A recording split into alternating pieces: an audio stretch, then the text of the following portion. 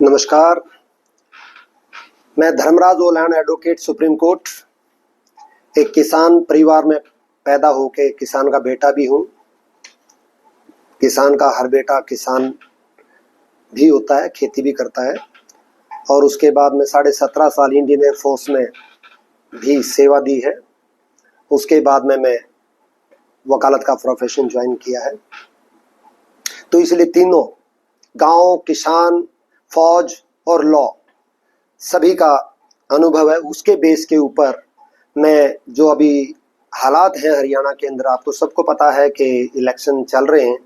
और जब हम ग्राउंड लेवल के ऊपर और सोशल मीडिया पे और मीडिया के ऊपर जब जो ना कुछ रिपोर्टें देखते हैं और उनको ग्राउंड लेवल पे साथ में इक्वेट करते हैं, तो वो बहुत ही दुखदाई लगता है, बहुत ही पेनफुल लगता है।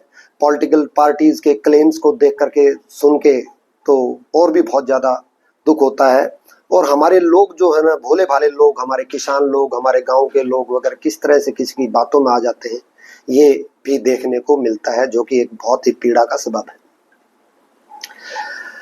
सबसे बड़ा एक आज के दिन कहते हैं कि कांग्रेस जो 36 बिरादरी के हम नेता हैं, 36 बिरादरी के नेता हैं। तो मैं छोटे छोटे उदाहरण लेके मैं इन चीजों को मैं बोलूंगा कि अगर 36 बिरादरी के हैं तो ओलंपिक के बाद में जब मेडल लेके आए, आप विनेश फोगाट को कितने शानो शौकत से लेके आए। मुझे कोई तकलीफ नहीं, अच्छा लगता है कि कोई बच्ची के साथ में थोड़ी डिमोरलाइज थी, उसको हौसला देने के लिए लेके आए, उनको मेडल वगैरह भी दिए, पंचायत करो, सम्मानित किया। बहुत अच्छी बात है, मैं बहुत खुश हूँ, उस बात से होना चाहिए। लेकिन 36 बिरादरी की अगर आप बात करते हैं तो वहां आके फेल हो जाती है कांग्रेस पार्टी। क्या आप नीरज चोपड़ा एक रोड समाज से आता है, जबकि मैं उस चीज को बांटता नहीं हूँ कि नीरज चोपड़ा इस समाज से, वो देश का एक हमारा शेर है, हमारा शान है। लेकिन यहाँ पे आके थोड़ा सा चुभती है बात। क्या नीरज चोपड़ा क्या हरियाणा का निवासी नहीं है? और वो तो मेडल लेके आया, पिछली बार गोल्ड मेडल, इस बार इंजरी, उसके साथ में न्याय हुआ है ना, कि उसकी इंजरी थी जिसके कारण से वो जो ना सिल्वर मेडल लेके आया। दूसरा, ये सिख समाज की बात करते हैं तो सरबजीत जो है मेडल लेके आया है शूटिंग के अंदर। क्या आप उसको लेने के लिए गए? नहीं गए। पैरा ओलंपिक के अंदर नवदीप शोरान गोल्ड मेडल लेके आया, वो तो खिलौना है वो लड़का जो है ना, आप उसको लेने गए? नहीं गए। मनु भाकर जो कि यंग लड़की, हमारी बेटी, इतनी शान हमारी हिंदुस्तान की, जो 2 मेडल लेके आई और तीसरा मेडल चूक गई, चौथे नंबर पर ही चूक गई। क्या आपने उसकी तरफ मुड़ के भी देखा? नहीं देखा।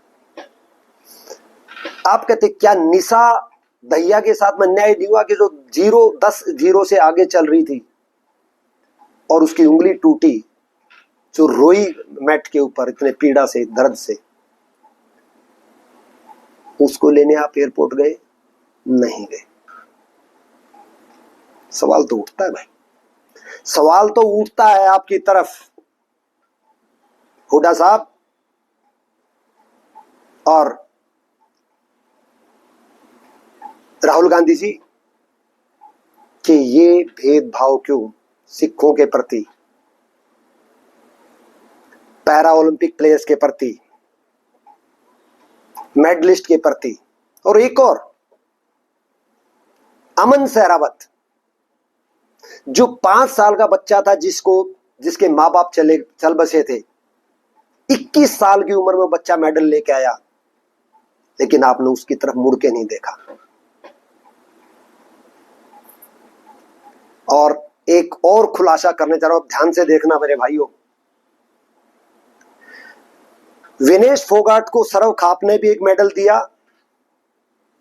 और एक गोल्डन टेंपल में भी मेडल दिया। ध्यान से देखना, उसको मेडल का लॉकेट अलग अलग है, लेकिन उसकी जो माला है ना, कंठी, वो एक ही जैसी है। इत्तेफाक नहीं हो सकता। इसका मतलब है कोई सोर्स है जो काम कर रही है,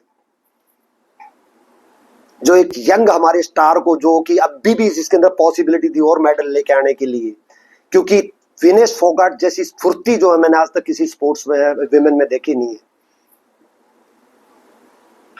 हुडा साहब और Rahul Gandhi ji, you have destroyed that our star. और पूनिया साहब भी जो है ना, बजरंग पूनिया भी अभी उसके अंदर कैपेबिलिटीज थी, उसके अंदर और मेडल अगला खेल सकते थे, बट आप लोगों ने उसको ऐसी चकाचौंध दिखा करके उसको सत्यानाश कर दिया। आप उसकी भरपाई हम कर नहीं सकते। फिर सवाल उठता है कि नौकरियां नहीं है, नौकरियां नहीं है, नौकरियां नहीं है। जो मुझे समझ में आया, पूरी दुनिया जानती, पूरे दुनिया में एक हिंदुस्तान एक ऐसा देश था जिसके अंदर कोरोना के टाइम पे कोई भी प्रोजेक्ट रुका नहीं, सारे के सारे प्रोजेक्ट चल रहे थे। उस प्रोजेक्ट पे कौन काम कर रहे हैं भाई लोग? उन रोडों के ऊपर, उन हाईवेज के ऊपर, उन ब्रिजेस के ऊपर, उन टनल्स के ऊपर, अंडरग्राउंड वाटर टनल्स के ऊपर, जो दुनिया के सबसे हाईएस्ट रेलवे ब्रिज बन रहे हैं उनके ऊपर, जो अपनी ये ट्रेनें बन रही हैं बड़ी मॉडर्न किस्म की, उनके ऊपर 5 से 19 मेट्रो स्टेशन सिटीज के अंदर मेट्रो ट्रेनें चल गई, हॉस्पिटल डबल हो गए, मेडिकल कॉलेज डबल हो गए, आईआईटी डबल हो गए, एम्स तो कई गुना हो गए। तो ये डेवलप, ये चीजें जब बनती होंगी, हवा में तो बनती नहीं है, उनको इंसान ही बनाते होंगे, यूथ ही युवा ही बनाते होंगे, और वो सर्टेनली हिंदुस्तान के ही होंगे। वो हिंदुस्तान के होंगे तो उसमें से हरियाणा के भी होंगे। तो इतने जब काम हो रहे हैं, इतने प्रोजेक्ट हो रहे हैं, तो भैया उनको लोगों को काम भी मिलता होगा। तो मुझे धरातल लेवल पर वो दिखाई देता है काम हुआ हुआ। आज हरियाणा का एजुकेशन इस लेवल पर जा चुका है, कोई भी आईए सिविल सर्विसेज की रिजल्ट देख लेना, फाइनल रिजल्ट जिसमें IAS, IPS, IRS, IFS, Haryana से बहुत लिस्ट आती, बहुत लोग सेलेक्ट होते हैं। जुडिशरी की लिस्ट उठा के देख लीजिए,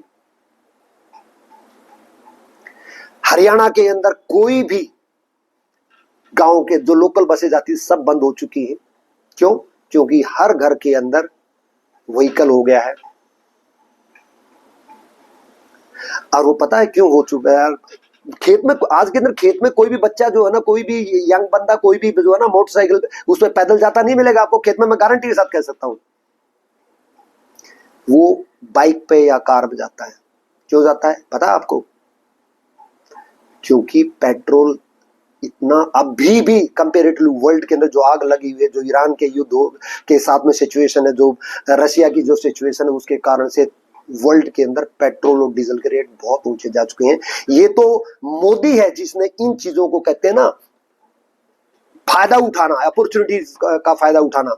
ईरान और यूएसएसआर से, रशिया से चीप ऑयल, और that to be in rupees, जिससे हमारा रुपया का मजबूत हुआ, वो लेकर के भारत के सारे भंडार तेल के भर दिए। नॉट ओनली भारत में, दूसरे भारत के बाहर के जहां जहां भी खाली स्टोरेज मिली वो सब भर दिए गए। इसलिए कुछ दिनों से आपने देखा होगा पूरा स्टेबल है हमारा रेट्स।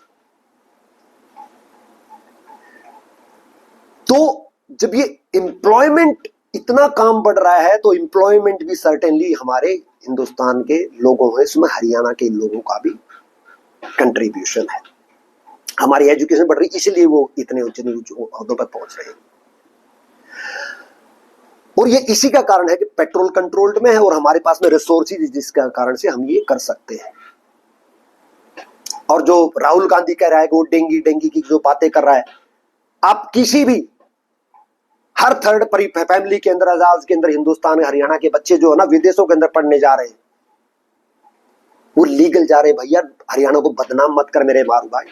ये पप्पू पता नहीं कहां से उठा कर ले आ जाते हैं, पता नहीं कुछ का कुछ बेबाक बोलने लग जाता, पकने लग जाता है। इसको पता नहीं, इसको पता ही नहीं होता क्या खा के आता है, क्या पी के आता है, क्या कौन सा नशा करता है। ये इसको समझ में नहीं आता, इसको पता ही नहीं तो कहाँ बोल रहा है, क्या बोल रहा है, क्या उदाहरण दे रहा है, उसका कॉन्सिक्वेंस क्या होगा, रिजल्ट क्या है, कनेक्ट कहाँ करता है, कहाँ नहीं करता, उसका कुछ पता नहीं होता। ये कटी हुई पतंग की तरह है ये आदमी। वो कैसे जाते हैं लोग, हम देख रहे हैं चारों तरफ सबके पास में, क्योंकि रिसोर्सेज हैं और हरियाणा कृषि प्रधान देश है, स्टेट है, तो हमारे पास में एजुकेशन है, हमारे पास में खेती है, हमारे पास में रिसोर्सेज है, जिसके कारण से हम इतना अर्न कर रहे हैं कि हम ये चीजें अपने बच्चों को, जहां वो चाहे, हमारे बच्चे जितना उड़ना चाहे उड़ो। आजकल पंजाब से नहीं, हरियाणा से सबसे ज्यादा बच्चे विदेशों के अंदर पढ़ने जा रहे हैं, यूके, ऑस्ट्रेलिया, कनाडा, न्यूजीलैंड।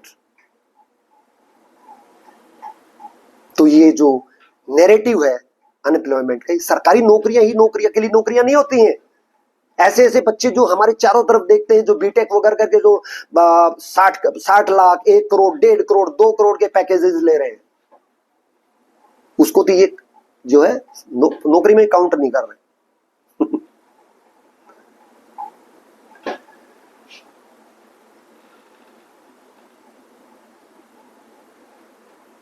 ये फिर ये कहते हैं कि जी किसानों का मुद्दा लेते हैं, किसानों के भाई 65 साल आपने राज किया, क्यों नहीं एमएसपी गारंटी लेके आए?